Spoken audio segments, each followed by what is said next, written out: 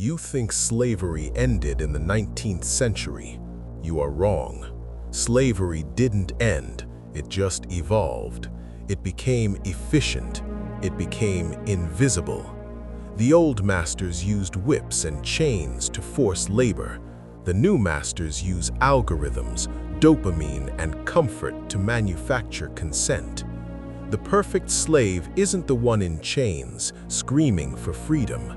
The perfect slave is the one who thinks he is free because he can choose between Netflix and Prime Video or iPhone and Android. Look around you. Look at yourself. Tired, anxious, distracted, and deeply unfulfilled.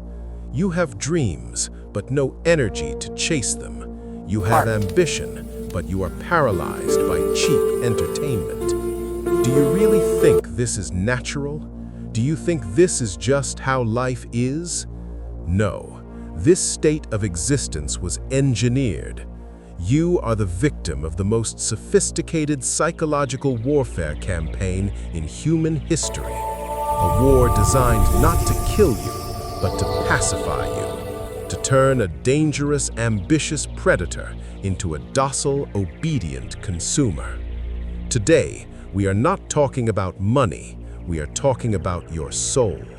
We are going to expose the machinery that is designed to keep you weak, dependent, and asleep at the wheel. This is the story of the war on your ambition. Welcome to the resistance. To control a population, you don't need force, you need distraction. The Roman emperors knew this.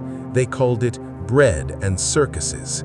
Give the people cheap food and violent entertainment, and they will never revolt against the empire. Today, the Colosseum is in your pocket. Your smartphone is a dopamine slot machine that you carry everywhere. Every notification, every like, every infinite scroll is a microdose of a chemical designed to keep you hooked. These apps are not tools, they are behavioral modification devices.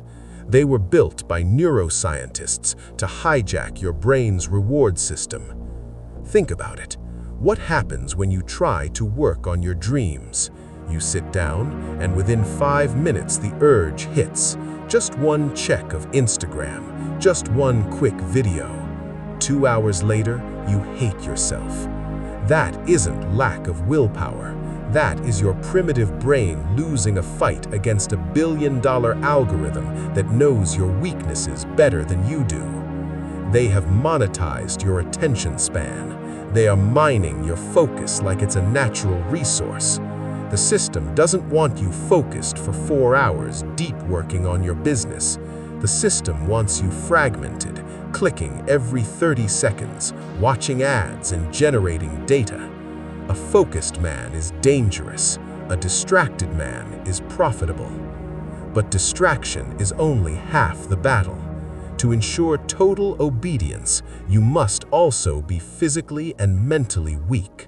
A strong, energetic, and aggressive population is hard to govern. A docile, fearful, and sick population begs for governance. Look at the modern diet. Processed garbage, seed oils, sugar in everything. Food designed not to nourish, but to addict. What is the result? Testosterone levels are crashing globally. Metabolic diseases are skyrocketing. We are physically the weakest generation in human history.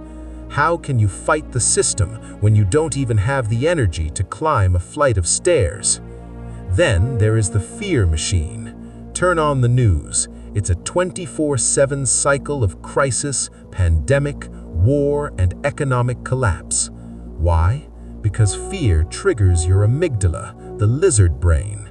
When you are scared, you don't think critically. You look for safety.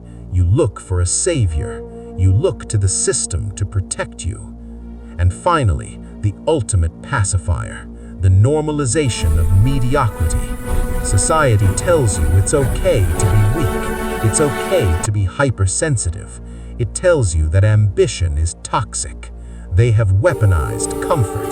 They made life so easy that struggle, the very thing that builds character, has become optional, and without struggle, you remain a child forever.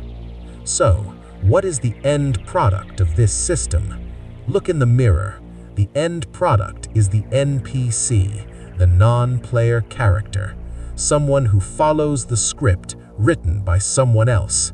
Wake up, commute, sit in a cubicle for 8 hours building someone else's dream, commute back, consume processed food, sedate yourself with Netflix, repeat for 40 years, die.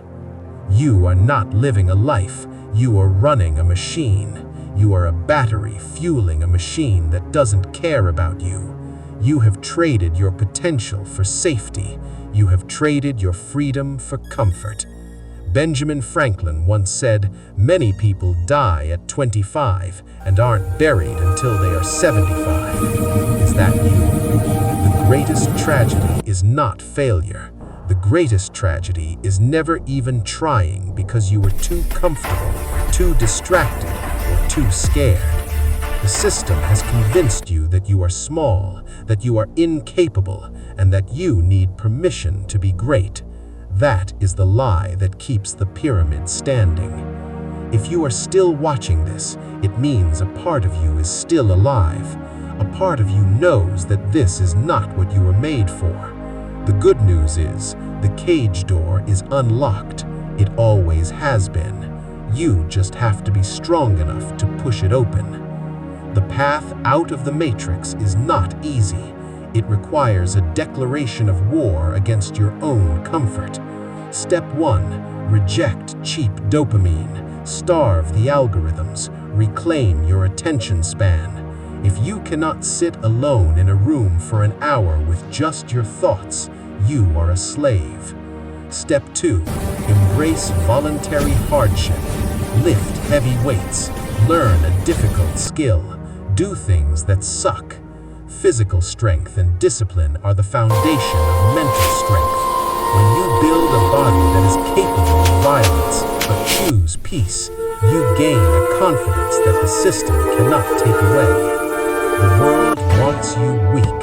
Your biology wants you comfortable. The question is, what do you want?